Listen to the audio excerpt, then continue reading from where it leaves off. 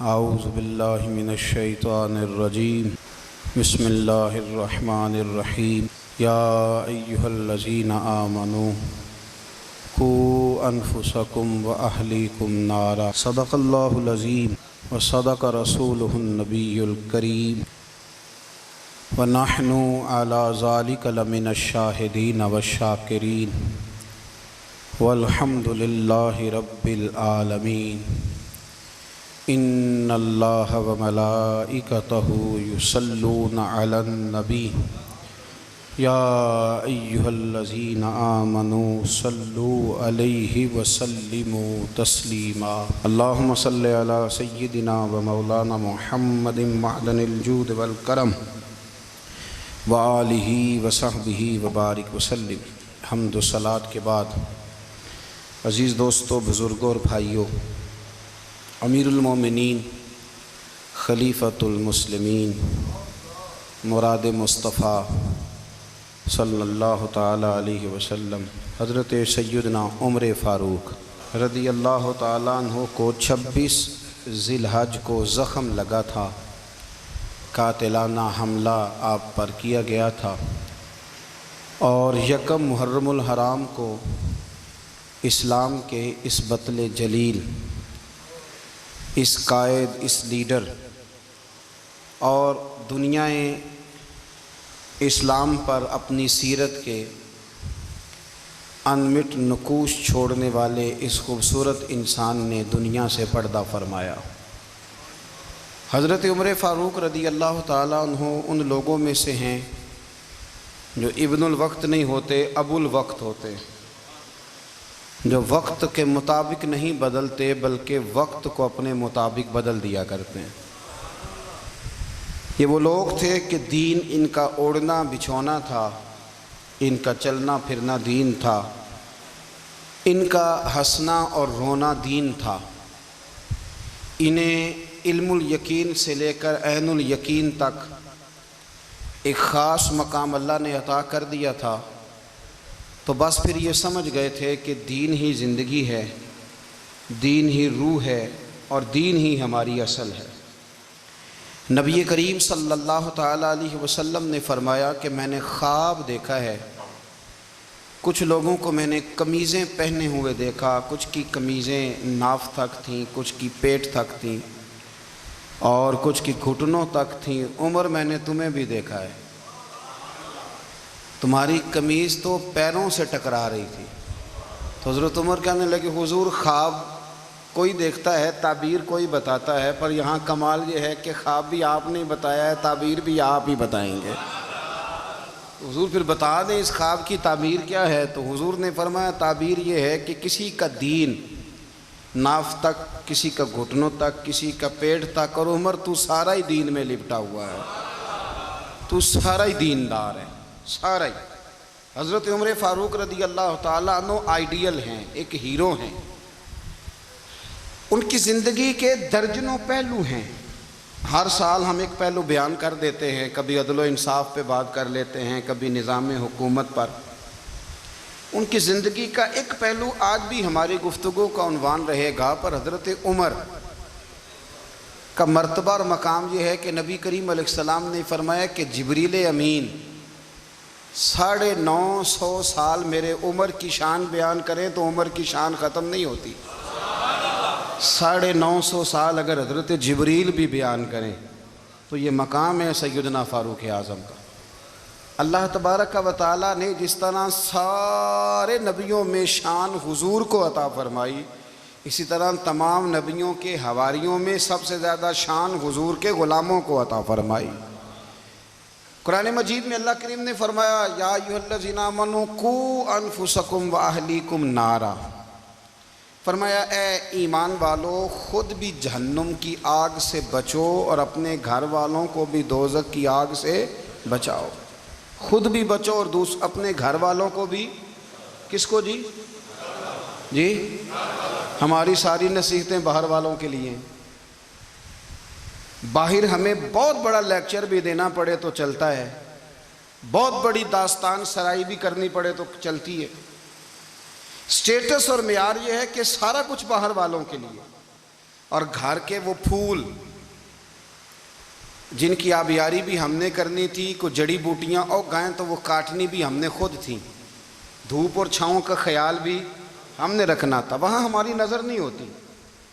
پڑوسی کے بچے کیا کر رہے ہیں یہ سارا پتہ ہوتا ہے، اور میرے گھر میں کیا گل کھل رہے ہیں اس کی مجھے خبر نہیں ہوتی۔ حضرت عمر فاروق نے جب یہ آیت نازل ہوئی تو فوراً عرض کیا، یا رسول اللہ صلی اللہ علیہ وسلم، اس کا کیا مطلب ہے کہ خود بھی دوزخ کی آگ سے بچو اور اپنے گھر والوں کو بھی بچاؤ؟ تو نبی کریم علیہ السلام نے فرمایا، عمر اس کا مطلب یہ ہے کہ جن چیزوں کا اللہ رسول تمہیں حکم دیتے ہیں تم اپنے گھر والوں کو ان چیزوں کا حکم دو، اور جن چیزوں سے اللہ رسول تمہیں منع کرتے ہیں تم اپنے گھر والوں کو بھی ان چیزوں سے منع کرو۔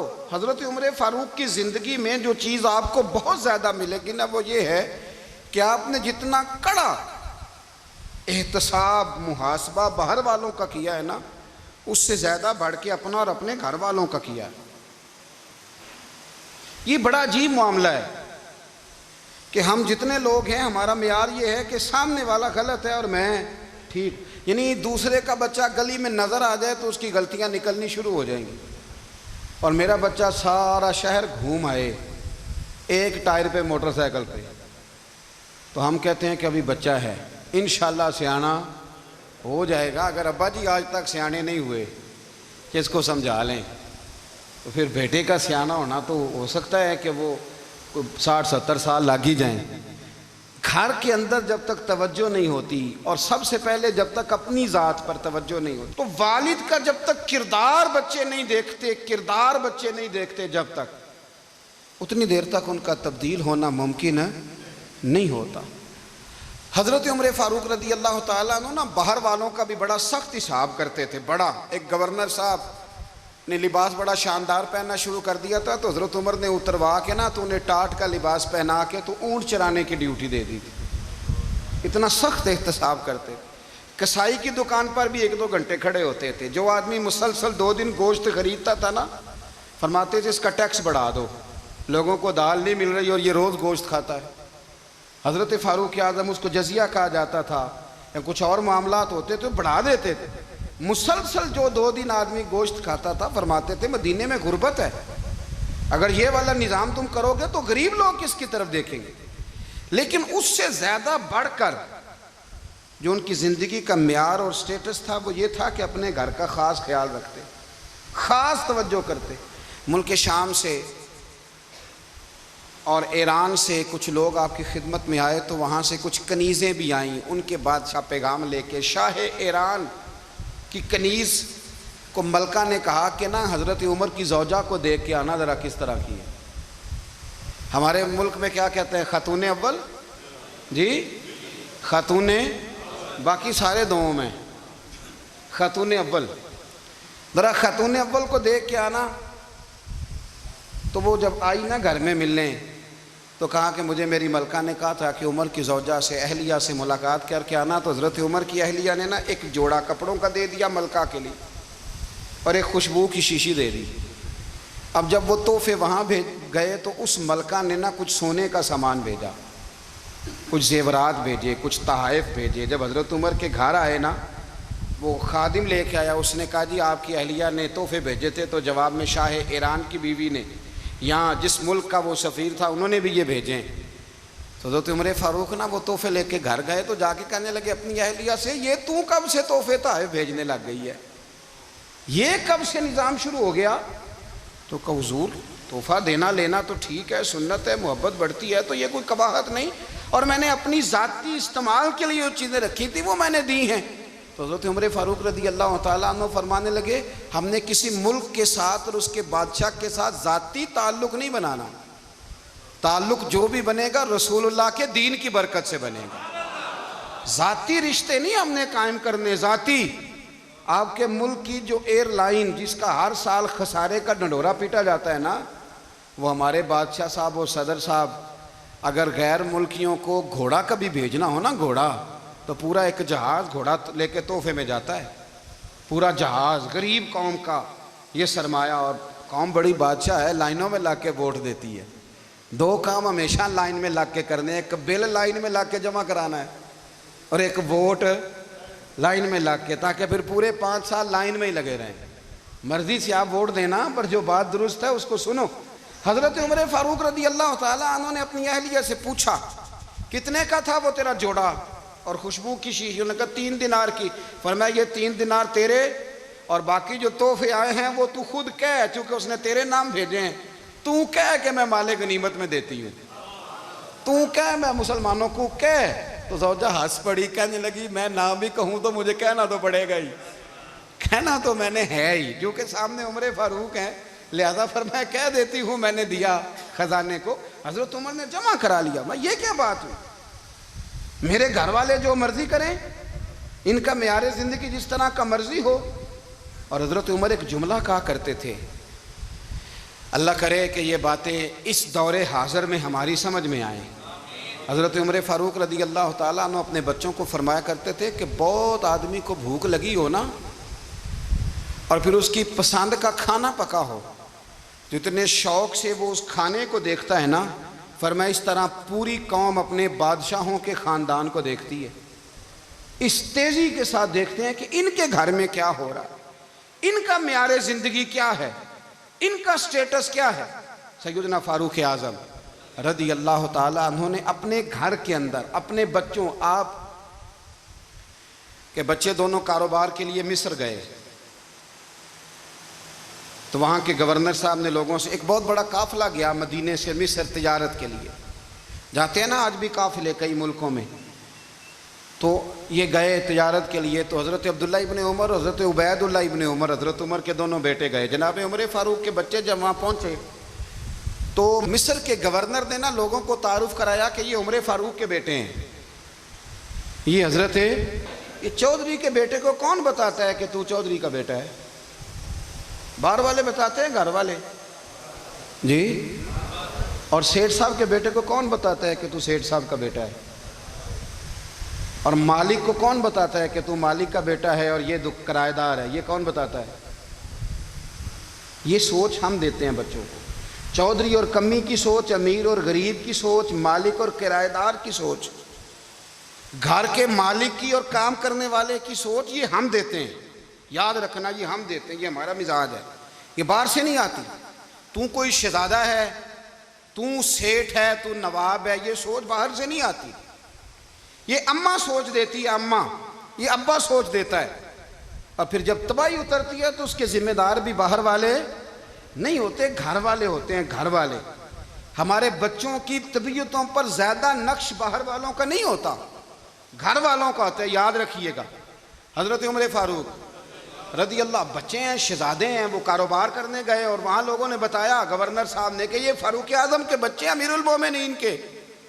لوگوں نے ان سے زیادہ مال خریدا، تجارت میں زیادہ نفع ہوا، ظاہر ہے کہ وہ آپ کے جو اللہ خیر کرے حکمران ہیں، ان کے کاروبار کتنے ملکوں میں ہیں، کس بنیاد پر ہیں؟ وہ صرف اس بنیاد پر کہ وہ حکمران رہے، ان کے لیے آسان تھا بڑے لوگوں سے تعلقات بنانا۔ حضرت عمر فاروق رضی اللہ تعالیٰ عنہ کے بچے ڈھیروں مال کما کے جب واپس آئے نا، تو حضرت عمر سے آ کے بچوں نے بطور محبت کا، ابا جی اللہ نے بڑا ہی فضل کیا ہے، بڑا مال کمایا الحمدللہ، یہ دیکھیں کتنا نوازا ہے۔ تو حضرت عمر کہنے لگے سارے قافلے نے اتنا ہی کمایا ہے؟ سارے قافلے نے اتنا ہی کمایا ہے؟ کہ حضور نہیں، سارے قافلے نے اتنا نہیں کمایا، سب کو اتنا نہیں ملا۔ وہ تو وہاں گورنر صاحب نے لوگوں کو تعارف کرایا تھا کہ یہ عمر کے بچے ہیں، تو لوگوں نے پھر ہم سے بڑا ہی خریدا۔ تو حضرت عمر فرمانے لگے ٹھیک ہو گیا، میں بات سمجھ گیا ہوں، اس طرح کرو جو تمہاری اصل زر تھی نا، جو راز تھی وہ رکھ لو، اور باقی سارا مال خزانہ میں جمع کرا دو، اس لیے کہ یہ تم نے تجارت نہیں کی، یہ تم نے اپنے باپ کا نام بیچا ہے، یہ تم نے امیر المومنین کے بیٹے ہونے کا فائدہ اٹھایا ہے۔ فرمایا یہ تمہارا نہیں حق، یہ مسلمانوں کا ہے، اس لیے کہ یہ مال تم نے محنت سے نہیں کمایا، یہ باپ کی کرسی کا فائدہ اٹھایا ہے۔ اور فرمایا اگر تم نے مال جمع نہ کرایا تو میں مال بھی لے لوں گا زبردستی اور کوڑے بھی ماروں گا، ڈبل سزا دوں گا، مرضی سے جمع کراؤ گے تو کوڑوں سے بچ جاؤ گے۔ بڑے بیٹے نے تو جمع کرا دیا، تو چھوٹا تھوڑا پریشان ہوا، تو حضرت عبداللہ ابن عمر چھوٹے کا ماتھا چوم کے کہنے لگے بیٹے چپ کر کے جمع کرا، یہاں بھی فخر کر کے ہم عمر کے بیٹے ہیں، اور قیامت میں بھی فخر کریں گے کہ ہم فاروق اعظم کے بیٹے ہیں۔ یہاں بھی ناز کریں گے اور وہاں بھی ناز کریں گے کہ عمر کے بچے ہیں، ہمارے باپ نے خود بھی حلال ہی کھایا ہے، اور جب ہماری کمانے کی باری آئی ہے تو ہمیں حکم بھی حلال کھانے کا دیا۔ بھائی ہمارا مزاج نہیں۔ بچہ جب لے کے آتا ہے 2 لاکھ روپیہ تو کبھی پوچھا کہاں سے آیا ہے؟ جب وہ پہلے دن غلط دوستوں کے پاس جا کے بیٹھتا ہے تو کبھی نکالا ہے گھر سے اسے؟ یہ بہت سارے خمیازے ہمیں اس لیے بھگتنے پڑتے ہیں کہ ہم ابتدا میں سوراخ بند نہیں کرتے، جب اس میں شگاف پڑ جاتا ہے، سیلاب آتا ہے تو ہمیں ہوش آتی ہے۔ حضرت عمر نے اپنے گھر میں نگرانی رکھی، کڑی نگرانی۔ زیادہ نماز گھر میں پڑھتے تھے حضرت عمر، نفلی نمازیں زیادہ کیوں بلا؟ بھائی یاد رکھیں کہ آپ نے اگر سجدہ کرنا ہے تو بچہ لیٹ جائے گا، وہ اسے پتا کوئی نہیں سجدہ کیا ہے، لیکن جب گھر میں کبھی قرآن ابا جی کھول لیں نا، جب ابا جی کا موڈ بن جائے نا لیکچر دینے کا، وہ گھر میں شروع ہو جاتے ہیں، کہتے ہیں آپ لوگ نماز نہیں پڑھتے اس لیے میرے کاروبار میں برکت کوئی نہیں، تم سویرے قرآن پاک نہیں کھولتے تو میں تباہ ہو گیا ہوں۔ تو میاں آپ نے کب گھر میں قرآن پاک کھولا تھا؟ آپ نے کب نماز پڑھی؟ آپ نے کب گھر کے اندر اللہ رسول کا ذکر کیا تھا؟ آپ نے کب حدیث چھیڑی؟ آپ نے بھی تو گھر کے اندر جب بھی آپ آئے ہیں تو آپ نے وہی کچھ کیا جو دنیا دار کرتے ہیں۔ آپ بھی تو اپنا موبائل لے کے الگ کونے میں بیٹھ گئے، آپ نے بھی تو کہا ہے کہ اب تمہارے چینل ختم، اب میری مرضی والا چلے گا۔ تو جو آپ نے کیا ہے بچے بھی وہی کام کریں گے۔ آپ نے بھی گپ شپ لگائی ہے تو وہ بھی لگا رہے ہیں۔ یہ سمجھ لیں جو کام آپ کریں گے آپ اپنے بچوں کی سیرت میں اس کا جلوہ دیکھ لیں گے۔ بڑی پکی سی بات ہے کہ آپ کو بچے کی عادتیں دیکھ کے سمجھ آ جائے گی کہ میں بھی یہی کرتا تھا اور یہ بھی۔ حضرت عمر فاروق رضی اللہ تعالیٰ عنہ وصال فرما گئے تو آپ کے وصال کے بعد حضرت عثمان غنی رضی اللہ تعالیٰ عنہ نے آپ کی ایک بیوہ سے نکاح کیا، حضرت عمر کی ایک بیوہ سے۔ جب وہ آپ کے نکاح میں آئی تو کہنے لگی حضرت عثمان غنی سے کہ حضور نہ تو میں خوبصورت ہوں اور نہ میں جوان ہوں، نہ آپ کی کوئی خدمت کر سکتی ہوں، میرے ساتھ نکاح کرنا سمجھ میں نہیں آیا۔ کیا شاندار جواب دیا حضرت عثمان غنی نے، کیا خوبصورت جواب دیا۔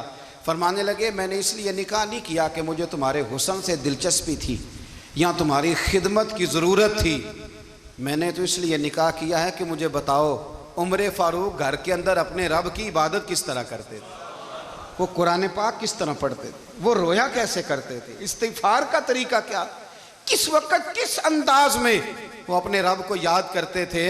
اس لیے کہ عمر کئی دفعہ گھر سے آتا تھا تو میں اس کے چہرے پر نور دیکھا کرتا تھا، میں روشنی دیکھتا تھا، ایک معیار دیکھتا تھا۔ نکاح اس لیے کیا ہے کہ مجھے عمر کی جو گھر کے اندر کی عبادت ہے اس سے آگاہ کرو، تاکہ عثمان غنی بھی چاہتے ہیں اس طرح کے عمل کرو جس طرح کہ عمر فاروق کر کے گئے ہیں۔ بھائی جب تک ہم اپنے گھر میں وہ توجہ نہیں دیں گے، وہ مزاج دیکھیں نا، ہمارے گھروں میں جب نقشہ پاس ہوتا ہے تو ٹی وی لان بھی اس میں ہوتا ہے، ڈرائنگ روم بھی ہوتا ہے، نماز کی جگہ بھی ہوتی ہے نقشے میں۔ صحابہ جب گھر بناتے تھے تو ایک مسجد بیت کا نقشہ پاس کرتے تھے، ذہن میں رکھتے تھے کہ یہ کونا نماز کے لیے، وہاں جوتے لے کے کوئی نہیں جائے گا، وہاں نماز پڑھی جاتی تھی، عورتیں وہاں اعتکاف کرتی تھیں۔ ٹی وی لان تو آ گیا ہے اور گھر کے اندر ٹی وی رکھنے کے لیے تو ایک کمرہ الگ سے بنا دیا گیا ہے، اور اب جو نئے نقشے پاس ہو رہے ہیں اس کے اندر گھروں کے اندر جگہ بنائی گئی ہے جہاں کمپیوٹر رکھے جائیں، اور بچوں کے لیے وائرنگ ہوگی نیچے تاکہ انہیں کوئی مشکل درپیش نہ ہو۔ یہ ساری چیزیں ہم نے نہانے کے لیے گھروں کے اندر اتنے بڑے واش روم بنائے ہیں کہ لگتا یہ ہے کہ سوائے نہانے کے اور کام ہی نہیں کوئی گھر میں ہوگا، ہر چیز آ گئی، پر اللہ کرے کوئی تفسیر بھی ٹیبل پہ پڑی نظر آئے، کوئی حدیث کی کتاب بھی ٹیبل پہ پڑی نظر آئے۔ اللہ کرے کہ جس طرح ابا لطیفہ سن کے آتا ہے تو جب تک سنا نہ لے اسے ہضم نہیں ہوتا، اللہ کرے کہ وہ جمعے میں بیان سن کے جائے تو اس کا بھی دل کرے میں اپنے بچوں کو سناؤں، وہ نبی پاک کی کوئی حدیث کہیں سے سنے تو گھر جا کے سنائے۔ جب تک یہ معیار نہیں بنتا آپ کیسے توقع کرتے ہیں کہ گھر کے اندر اللہ کی رحمتیں نازل ہوں گی؟ آپ یہ کیسے توقع کرتے ہیں کہ گھر کے اندر وہ معیار اور وہ مزاج بنے گا؟ حضرت عمر فاروق نے ذاتی زندگی پر جو توجہ دی، گھر والوں کے معیار پر جو توجہ دی حضرت عمر فاروق رضی اللہ تعالیٰ عنہ نے، وہ بھی بڑی دیدنی ہے۔ حضرت ابو موسیٰ اشعری کو نا آپ نے وزیر خزانہ بنایا، وزیر خزانہ، تو حضرت ابو موسیٰ اشعری کہتے ہیں کہ حضرت عمر کو شے خزانے میں رہنے تو دیتے نہیں تھے۔ ایک دن میں صفائی کر رہا تھا اس کمرے کی جس میں خزانہ رہتا تھا۔ ہمارے تو ملک میں جو جاتا ہے وہ صفائی کر کے ہی جاتا ہے، اللہ خیر کرے. اور خیر معیار بدلتا ہے. جو پچھلی حکومت ہوتی ہے وہ قرضہ اٹھاتی ہے, وہ باہر سے جاتی ہے تو قرضہ لے کے آتی, اور جو نہیں آتی ہے وہ کہتی ہے ہمیں پیکج مل گیا ہے. وہ قرضہ نہیں اٹھاتے, ان کو کیا ملتا ہے؟ یعنی پچھلی نے قرضہ لیا تھا اور ہم نے, واہ جی واہ کیا خوبصورت انداز ہے. اس کا نام بدل کے نا, انہوں نے قرضہ لیا تھا اور ہم نے, میں کہا بڑے شاندار سیانے بندے ہو گئی. اور اللہ تعالیٰ خیر فرمائے, ہمارے جو بڑے شاندار قسم کے دوست ہیں نا, شاندار, جن کا ادب سے نام لیتے ہیں, وہ عرب کے بادشاہ ہیں.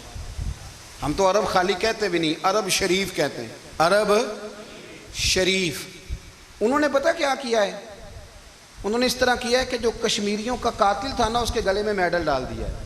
یہی کام وہ کرتے رہتے. انہوں نے پہلے انہیں بلا کے مندر بھی بنوائے تھے, ہمیں کوئی شکوہ نہیں, ان کی زمین ہے, اللہ تعالیٰ توفیق عطا کرنے والا ہے.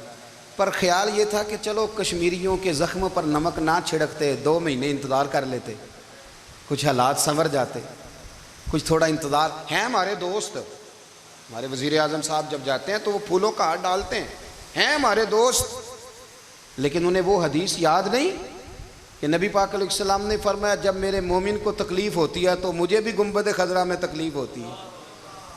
انہیں نہ کشمیریوں کا خون یاد نہیں آیا, انہیں برہان وانی کی کٹی ہوئی لاش یاد نہیں آئی, انہیں 30,000 بیوہ عورتیں 30,000 بیوہ عورتیں یاد نہیں آئی, 30,000 بیوہ عورتیں جن کے سہاگ اجڑ گئے, اور انہیں 1.25 لاکھ یتیم بچہ یاد نہیں آیا جو یتیمی کی زندگی گزار رہا ہے.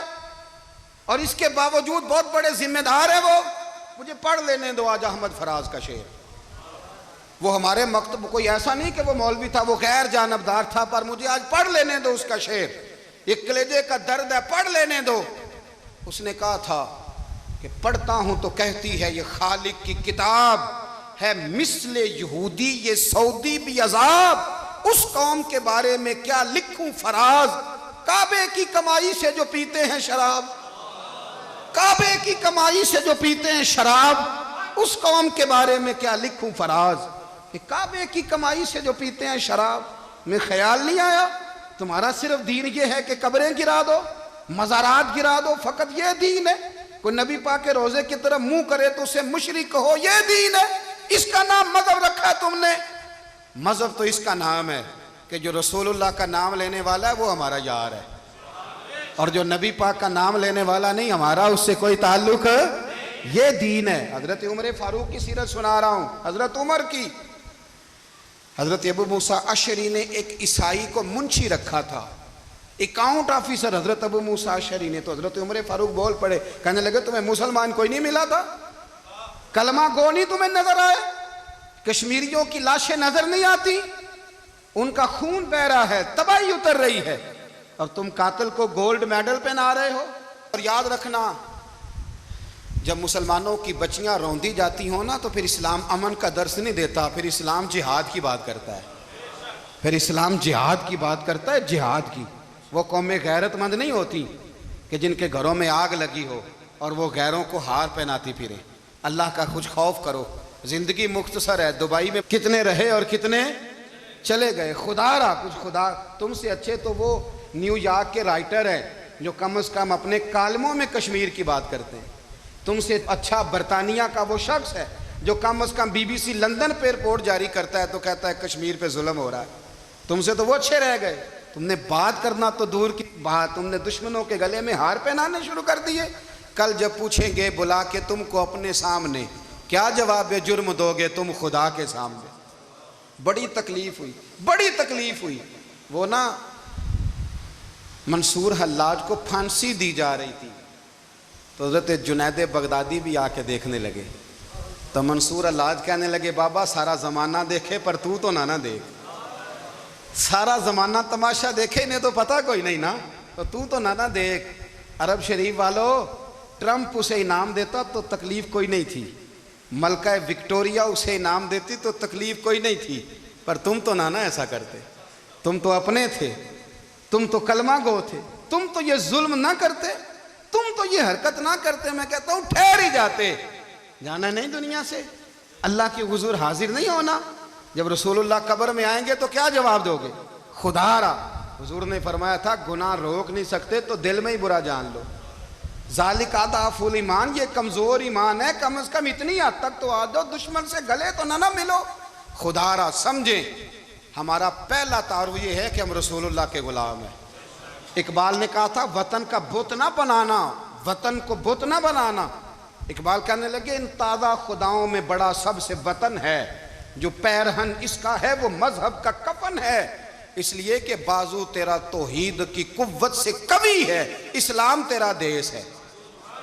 اسلام تیرا دیس ہے، کیونکہ تو مصطفی ہے، تو نبی پاک والا ہے، مصطفیٰ والا. اسلام تیرا دیس ہے، تو مصطفی ہے. امریکہ میں جو مسلمان رہتا ہے ہمارا بھائی ہے، اور پاکستان میں جو مرزائی رہتا ہے اس سے ہمارا کوئی تعلق نہیں ہے. حضرت عثمان غنی نے اپنے چچا کے بیٹے سے کہا تھا کہ تو کلمہ نہیں پڑھتا تو تیرا میرا رشتہ کوئی نہیں.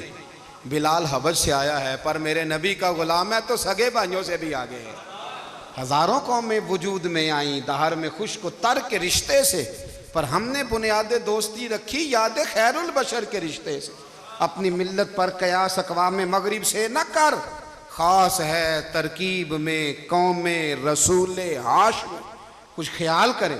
پہلا تعارف دین ہے، اگر دین نہیں تو پھر کسی وطن کی کوئی ضرورت. اس لیے کہ پاکستان کا تصور اقبال نے پیش کیا نا، تو اقبال کہنے لگے ان تازہ خداؤں میں بڑا سب سے وطن ہے جس کو تم بت بنا کے پوجتے ہو. ہمارا وطن تو ہمیں جان سے زیادہ پیارا ہے، پر پہلے پاکستان نہیں، پہلے اسلام. پہلے اسلام تیرا دیس ہے، تو مصطفی ہے. تو آمدام برسر مطلب حضرت عمر فاروق رضی اللہ تعالی عنہ.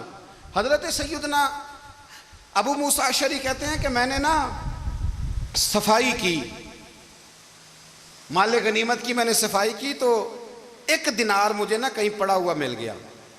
تو فرماتے ہمیں اجازت ہوتی تھی کہ ایک آدھ دینار ہم اپنی مرضی سے کہیں خرچ کر سکتے تھے. اگر آپ ناراض نہ ہوں تو ہمارے ہاں جب چیئرمین صاحب ناظم صاحب ٹھیکے دیتے ہیں تو ٹھیکیدار ان کا چھوٹا بھائی ہوتا ہے، یا چچا کا بیٹا ہوتا ہے، یا خالہ کا بیٹا ہوتا ہے. وہ خود ناظم ہوتے ہیں اور ان کا چھوٹا بھائی ٹھیکیدار ہوتا ہے. یعنی وہ نا سارا کچھ گھر کے اندر ہی رہتا ہے.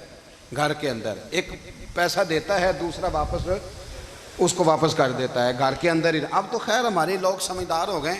ایک بندہ ایک سیاسی جماعت میں ہوتا ہے، دوسرا دوسری میں، اور تیسرا جس کی بھی حکومت آئی حکومت تو ہماری رہے گی نا.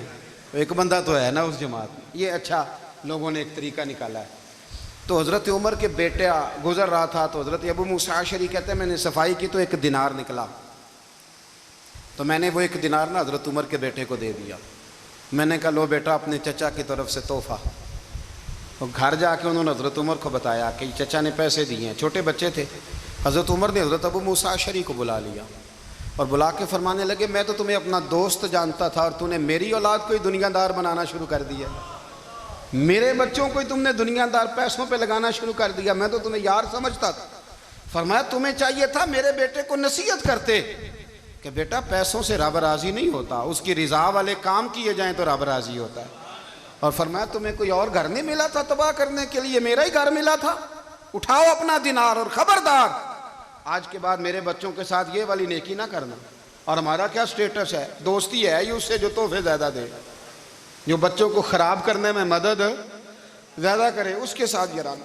حضرت عمر نے گھر پہ اور سب سے بڑھ کر اپنی ذات پہ توجہ کی. حضرت ابو مالک رضی اللہ تعالیٰ عنہ کہتے ہیں میں عمر کے پیچھے پیچھے ایک باغ میں گیا، اکثر اس باغ میں جایا کرتے تھے. اور عمر جا کے نا تو درخت کے نیچے بیٹھ گئے اور فرمانے لگے او امیر المومنین اللہ سے ڈر جا، ورنہ جس رب نے حکومت دی ہے وہ عذاب بھی بڑا دے گا. ڈر جا رب سے.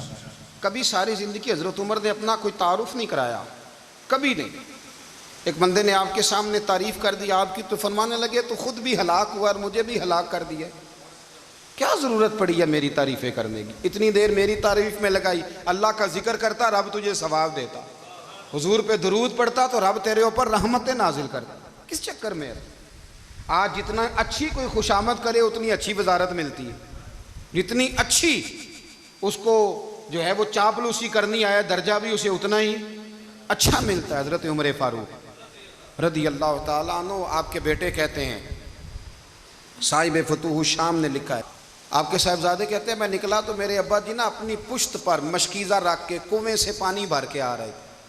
میں دوڑ کے آگے گیا، میں نے کہا ابا جی مجھے دے دے۔ فرمانے لگے بیٹا تیرا کیا خیال ہے، کوئی اور نہیں تھا مشکیزہ بھر کے لانے کے لیے، تیرا کیا خیال ہے؟ کہا ابا جی بڑے لوگ تھے پر آپ کیوں اٹھا رہے ہیں؟ فرمانے لگے نفس نا ذرا میرا بڑا ہو گیا تھا، اسے ذرا ذلیل کر رہا ہوں، ذرا اپنا محاسبہ کر رہا ہوں، یہ مجھے کہہ رہا تھا تو بڑی چیز ہے، تو میں نا ابھی مشکیزہ گھر رکھ کے آؤں گا، پھر تیری ماں نے مجھے کہا ہے کہ گھر میں لکڑیاں کوئی نہیں جلانے کے لیے، پھر میں جنگل سے لکڑیاں کاٹ کے لاؤں گا۔ اب میں امیر المومنین بن کے نا تو میرا نفس تھوڑا بڑا ہو گیا۔ اب یقین کریں ہمارا آزما خراب ہو جاتا ہے جب تک ہمارا تعارف صحیح نہ ہو، ہمارا تعارف ٹھیک نہ ہو، میں یہ ہوتا ہوں میں وہ ہوتا ہوں، چھوڑ مٹی دیں تے مٹی رہنا ہی، مٹی دیں تے مٹی دیں تے مٹی رہنا ہی، ایویں کادی بلے بلے اج مٹی دے اتے بندیا تے کل مٹی دے تھلے، مٹی دیں تے مٹی رہنا ہی، کادی بلے، مجھے پوچھ لو مجھے جان لو میرا نام لے لو، میں بھی آیا ہوں، میں بھی ہوتا ہوں، میرا بھی یہ تذکرہ ہے، میں بدکار پرانا خادم کسے در ملی نہ ٹوئی، اے تے واصف یار نے نظر جو کیتی تے واصف واصف ہی ہوئی۔ یہ تو بڑی بات کی بات ہے، تو بات کی بات ہے صاحب، ورنہ من نانم کے من نانم، جو ہم ہیں اس کا ہمیں پتہ تو ہے نا بھائی۔ کبھی بھی یہ جو ذات کا چکر ہے نا میں بھی ہوں مجھے بھی، او بھائی یاد رکھو میں کون ہوں، یہ جو نام نمود اور یہ خواہشیں اور یہ جو وقار، یہ تو کمزور لوگوں کا طریقہ ہے، جس کو اپنا تعارف کرانا پڑ گیا اس سے بھی زیادہ کمزور کوئی ہے، فوٹو میں دکھاتا پھرتا ہے فلانے کے ساتھ فوٹو فلانے، تو کمزور بندے یہ کام کرتے۔ حضرت عمر فاروق اللہ اکبر، حضرت عمر جیسا بندہ 24 لاکھ مربع میل کا حکمران، اور شاہ روم کو خط لکھ کے کہتا ہے میں منت نہیں کرتا میں حکم دیتا ہوں، اتنا تگڑا بندہ۔ جنگ قادسیہ کے لیے حضرت سعد بن ابی وقاص کو بھیجا، فتوح شام پڑھ کے دیکھیں، حضرت عمر بڑے پریشان ہیں، اتنے دن ہو گئے کوئی رپورٹ ہی نہیں آئی، اب تو موبائل ہے نا، تو ایک ایک منٹ کی رپورٹ لیں آپ، بلکہ آپ ایک ایک منٹ کی فوٹو لیں، آپ رپورٹ تو دور رہ گئی۔ حضرت عمر فاروق رضی اللہ تعالیٰ عنہ بڑے پریشان ہیں کہ قادسیہ میں حضرت سعد بن ابی وقاص کے ساتھ لوگ جہاد کرنے گئے، رپورٹ کوئی نہیں آ رہی، اتنے پریشان تھے کہ باہر نکل کے نا اس رستے پہ بیٹھ جاتے جو رستہ قادسیہ کی طرف سے آتا تھا، اس جو بھی آتا جاتا پوچھتے جنگ کے کیا حالات ہیں۔ ادھر جب اللہ نے فتح دے دی نا تو حضرت سعد بن ابی وقاص رضی اللہ تعالیٰ عنہ نے نا ایک قاصد کو خط دے کے بھیجا، کہنے لگے عمر کے پاس جاؤ، انہیں اطلاع دو کہ الحمدللہ اللہ نے اسلام کو فتح عطا کر دی۔ یہ حضرت عمر کو جا کے دینا، وہ بڑے پریشان ہوں گے۔ وہ جو اس زمانے میں اس طرح ہوتا تھا کہ کئی دور دور سے صحابہ جو دوسرے شہروں کے ملکوں کے رہنے والے ہوتے تھے وہ بھی آ کے شامل ہو جاتے تھے جہاد میں، کوئی ایک دفعہ مدینے آیا، کوئی 2 دفعہ آیا، پھر اپنے اپنے علاقوں میں بہت سارے لوگوں نے زیادہ دفعہ حضرت عمر کو دیکھا بھی نہیں تھا۔ وہ جو قاصد خط لے کے آیا تھا نا اس نے 1 دفعہ دیکھا تھا، حضرت عمر بوڑھے ہو گئے، وہ پہچانتا نہیں تھا۔ میری بات کی سمجھ آ رہی ہے آپ حضرات کو؟ ادھر سے وہ خط لے کے آ گیا، حضرت عمر مدینے سے باہر نکل کے اس روڈ پہ بیٹھے تھے جو قادسیہ سے آتا تھا، جب وہ اس آدمی کو آتے دیکھا تو حضرت عمر اٹھ کے کھڑے ہو گئے، فرمانے لگے قادسیہ سے آ رہے ہو؟ وہ کیا کہتا ہے؟ پھٹے پرانے کپڑے، ٹوٹے ہوئے جوتے، سر پہ پرانی پگڑی، کہنے لگے غلام مدینے کے رہنے والے ہو؟ حضرت عمر کہنے لگے ہاں مدینے کا ہوں۔ کہا میں قادسیہ سے آیا ہوں، الحمدللہ اللہ نے اسلام کو فتح دے دی ہے، الحمدللہ کفر کی کمر ٹوٹ گئی ہے۔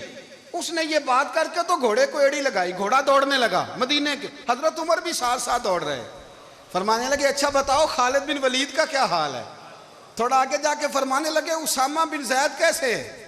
وہ کہتے ہیں ٹھیک ہے۔ پھر اس نے اور گھوڑا، عمر ساتھ ساتھ دوڑ رہے ہیں، ساتھ ساتھ 24 لاکھ مربع میل کا حکمران، ایک جوتا پیر سے نکل گیا، عمر دوڑ رہے ہیں۔ آگے جا کے پوچھتے ہیں سعد بن ابی وقاص کا کیا حال ہے؟ کہا حضور وہ بھی ٹھیک ہے۔ کتنے لوگ میرے شہید ہو گئے مسلمانوں میں سے؟ کہنے لگا صحیح گنتی کا نہیں پتا، یہ لفظ ادا ہوتے ہوتے مدینے کی سرحد آ گئی۔ لوگوں نے عمر کو گھوڑے کے ساتھ دوڑتے دیکھا تو کہا امیر المومنین کیوں دوڑ رہے ہیں؟ وہ غلام چھلانگ لگا کے نیچے آیا، قدموں میں بیٹھ گیا، کہنے لگا حضور آپ نے بتایا ہی نہیں آپ امیر المومنین ہیں۔ آپ فرمانے لگے کیا بتاتا؟ میں تو اونٹ چرانے والے کا پتر ہوں، کیا بتاتا؟ وہ عمر ہوں جس نے اپنے گناہوں کا حساب دینا ہے، کیا بتاتا؟ جو سعد بن ابی وقاص کو جہاد پہ بھیج کے خود بزدلوں کی طرح گھر میں بیٹھا ہے، کیا بتاتا؟ کوئی حیثیت نہیں، کوئی تار، تو نے اچھا کیا، تو مجاہد تھا، مجھے ساتھ ساتھ دوڑایا، تو نے اچھا کیا۔ جتنے لوگ تھے چیخیں مار کے رونے لگے۔ حضرت فاروق اعظم سے کہنے لگے عمر جب تک تیرے جلوے رہیں گے اللہ کامیابیاں ہی عطا فرمائے گا، جب تک تیرا رنگ رہے گا اللہ تعالیٰ نوازتا ہی رہے گا۔ کچھ نہیں، کبھی اپنا آپ ظاہر ہی نہیں کیا۔ بہت بڑے تھے، بہت بڑے تھے حضرت عمر، بڑے تھے، لیکن ساری زندگی اپنے محاذ۔ حضرت ابو رافع غلام تھے، قرآن پاک بڑا سونا پڑھتے تھے۔ حضرت عمر جب بھی انہیں ملتے کہتے ابو رافع تو عمر سے اچھا ہے، قرآن بڑا شاندار پڑھتا ہے۔ تو وہ کہتے حضور اگر میں قرآن صحیح پڑھتا ہوں تو آپ کو قرآن کی تشریح زیادہ صحیح آتی ہے، آپ بھی تو مجھ سے افضل ہیں۔ تو آپ فرماتے نہیں، پھر بھی تو مجھ سے افضل ہے۔ کیوں؟ اس لیے کہ تو اپنے غلام، اپنے آقا کی نوکری بھی ٹھیک کرتا ہے اور رب کی عبادت بھی ٹھیک کرتا ہے، اور مجھے خالص صرف عبادت کرنی ہوتی ہے وہ بھی ٹھیک نہیں کر پاتا۔ ساری زندگی اپنا محاسبہ، ساری زندگی اپنے گریبان میں دیکھا، ساری زندگی اپنے آپ کو پرکھا، اپنے آپ کو ٹٹولا۔ 62 سال عمر بیت گئی۔ حضرت حذیفہ بن یمان ایک صحابی تھے، میرے نبی کریم علیہ السلام ان سے راز کی باتیں کرتے تھے۔ ہر بندے کا ہاضمہ ٹھیک نہیں ہوتا، سب سے راز کی بات نہیں کرنی چاہیے۔ حضرت حذیفہ بن یمان کہتے ہیں حضور راز کی باتیں بتاتے۔ مدینہ منورہ میں جو منافقین تھے ان کی لسٹ بھی نبی پاک نے حضرت حذیفہ بن یمان کو دی تھی۔ جب کوئی مشکوک آدمی مر جاتا نا تو صحابہ کہتے ہیں ہم دیکھتے اگر حضرت حذیفہ نے جنازہ پڑھا ہے تو ہم بھی جنازہ پڑھ لیتے۔ نبی پاک نے بھی کچھ جنازے نہیں پڑھے، ترمذی میں ہے، فرمایا عثمان سے جو بغض رکھے اس کا جنازہ نہیں پڑھیں گے۔ حضرت حذیفہ بن یمان اگر جنازہ پڑھتے تو لوگ پڑھتے، وہ نہ پڑھتے تو لوگ جنازہ نہ پڑھتے۔ حضرت حذیفہ بن یمان کہتے ہیں جناب عمر فاروق کی خلافت کے آخری ایام تھے، کچھ دنوں کے بعد وہ شہید ہو گئے۔ فرماتے آدھی رات کا وقت تھا، میں گھر میں سویا تھا بڑا بے فکر، اچانک میرے دروازے پہ دستک ہوئی، میں گھبرا کے اٹھا، اتنی رات کو کون آیا؟ کہتے ہیں قربان جاؤں، دروازے پہ گیا تو امیر المومنین فاروق اعظم دروازے پہ۔ میں نے کہا عمر کوئی حکم تھا تو مجھے بلا لیتے۔ کہنے لگے میں نا امیر بن کے نہیں آیا، تیرا ویر بن کے آیا ہوں۔ امیر المومنین کی حیثیت سے سرکاری کام سے بلاتا تو وہاں بلاتا، مجھے ایک ذاتی کام پڑ گیا۔ کہتے ہیں میں نے عمر کو گھر کی اندر بلا کے چارپائی پہ بٹھایا، میں نے کہا حضور میں غریب آدمی میں کیا آپ کے کام آ سکتا ہوں؟ تو کہتے ہیں انہوں نے نا مجھے ساتھ بٹھا لیا، پھر میرا ہاتھ پکڑ لیا، کہنے لگے تو عمر کو جانتا ہے؟ عمر جھوٹ نہیں بولتا، تو جانتا ہے عمر وعدوں کا پکا ہے؟ کہا حضور جانتا ہوں۔ کہا میں اس وقت آیا ہوں جب دیکھ بھی کوئی نہیں رہا۔ حضرت حذیفہ بن یمان کہتے ہیں پریشان ہو گیا، حضور پہلیاں نہ بجھوائیں، مہربانی کریں بتائیں کدھر آئے ہیں؟ تو حضرت عمر فاروق فرمانے لگے 62 سال کا ہو گیا ہوں، 63 میں چل رہا ہے، داڑھی سفید ہو گئی ہے، پھل پک گیا، اٹھ فریدہ ستیا، داڑھی آ گئی پور، اگا نیڑے آ گئی، پیچھا رہ گئی دور، اب قبر اشر کا معاملہ صاف نظر آنے لگا ہے۔ کہا حضور مجھ سے کیا چاہتے ہیں؟ حضرت عمر رو پڑے، کہنے لگے آج میں عشاء کے بعد نکلا ہوں تو نبی پاک کے صحابہ مجھے نیک کہہ رہے تھے، پھر میں نے بچوں کی ماں سے اور بچوں سے بھی پوچھا ہے، وہ بھی مجھ سے راضی ہیں، پر حذیفہ تیرے ساتھ نبی پاک راز کی باتیں کرتے تھے، سچ بتا کہیں عمر کا نام منافقوں میں شامل تو نہیں؟ سچ بتا ان منافقین میں تو شامل نہیں، کہیں اوپر سے تو نہیں سارا کچھ؟ حضرت حذیفہ بن یمان کہتے ہیں میں باپ کے مرنے پہ اتنا نہیں رویا جتنا عمر کے سوال پہ رویا۔ میں قدموں میں بیٹھ گیا، میں نے کہا نہیں عمر یہ تو میں نے نہیں سنا، لیکن یہ میں نے نبی پاک سے ضرور سنا ہے کہ میرے بعد اگر کوئی نبی ہوتا تو عمر ابن خطاب ہوتا۔ یہ میں نے اپنے کانوں سے سنا ہے کہ عمر جس گلی سے گزرے شیطان رستہ بدل جاتا ہے۔ یہ میں نے اپنے کانوں سے سنا ہے کہ 950 سال حضرت جبریل جناب عمر کی شان بیان کریں تو پھر بھی بیان نہیں ہو سکتا، یہ میں نے ضرور سنا۔ دوستو ساری زندگی حضرت عمر نے اگر دوسروں کا محاسبہ کیا تو اپنا اور اپنے بچوں کا بھی کڑا خیال رکھا، اپنی ذات پر بڑی توجہ دی۔ جو لوگ اپنا بھول جاتے ہیں نا، ہمیں اپنی صحت کا بڑا خیال ہے لیکن اپنی روحانی زندگی کا کوئی خیال نہیں ہے، قلبی زندگی کا کوئی تصور نہیں ہے۔ آپ یقین کریں موٹا آدمی کمزور ہونے کے لیے جدوجہد کر رہا ہے، کمزور طاقتور ہونے کے لیے، لیکن جس کو کتنے دن بیت گئے اللہ رسول کی یاد میں رویا ہی نہیں، کتنے دن بیت گئے نہ سننے کو دل ہی نہیں چاہا، جسے مہینوں بیت گئے اور قرآن پاک کی طرف نظر ہی نہیں گئی، وہ فکر مند ہی نہیں۔ زندگی زندہ دلی کا نام ہے، مردہ دل کیا خاک جیا کرتے ہیں۔ بھائی حضرت عمر کی زندگی دور حاضر میں ہمیں یہ سبق دیتی ہے کہ کڑی نگرانی رکھو اپنے پودوں کی، کڑا خیال رکھو اپنے ذاتی باغ کا، اور یہ جو تمہارے دل کی دنیا ہے، یہ تمہاری روح کی زندگی ہے، اس کا محاسبہ کرتے رہو۔ نبی کریم علیہ السلام نے فرمایا اپنا حساب خود کر لو قبل اس کے کہ تمہارا حساب کیا جائے۔ اپنا حساب بولیے، اپنا حساب۔ ہم ساری دنیا کا حساب کرتے پھرتے ہیں، کوئی کہاں سے کماتا ہے کہاں کھاتا ہے، پر اپنا حساب حضور نے فرمایا حساب کر لو قبل اس سے کہ تمہارا حساب۔ مولا علی فرماتے ہیں نماز پڑھ لو قبل اس کے کہ تمہاری نماز پڑھی جائے، نماز پڑھ لو قبل اس کے کہ تمہاری۔ اپنا محاسبہ کریں، تھوڑا سا نا اوپر دائیں بائیں دیکھنے کی بجائے تھوڑی سی گردن جھکا کے نا، درویش کہتے ہیں برے بندے نو میں لبن ٹریا تے جگ تے ملیا نہ کوئی، اپنے اندر چاتی پائی تے میتھوں برا نہ کوئی۔ تھوڑی سی نا، تھوڑی سی اپنی طرف توجہ دیں۔ ہم نا بے چین وقت گزار رہے ہیں، بے قرار ہیں، بے سکون ہیں، سبب یہ ہے کہ ہم نے نا اپنا حساب کرنا چھوڑ دیا ہے۔ حساب کرو گے، بے حساب تو بندہ روٹی کھا لے تو بیمار ہو جاتا ہے، اور اگر زندگی بے حساب گزرے، گناہوں کا حساب ہی نہ کیا جائے، تقوی کی طرف توجہ ہی نہ کی جائے، تو پھر زندگی دشوار ہو جاتی ہے۔ اور اللہ پوری امت مسلمہ کو ایک حضرت عمر فاروق رضی اللہ تعالیٰ عنہ کے طریقے پر چلنے والا لیڈر عطا فرما، ہمیشہ مدحت خیر الانام میں گزرے۔ دعا ہے یہ عمر درود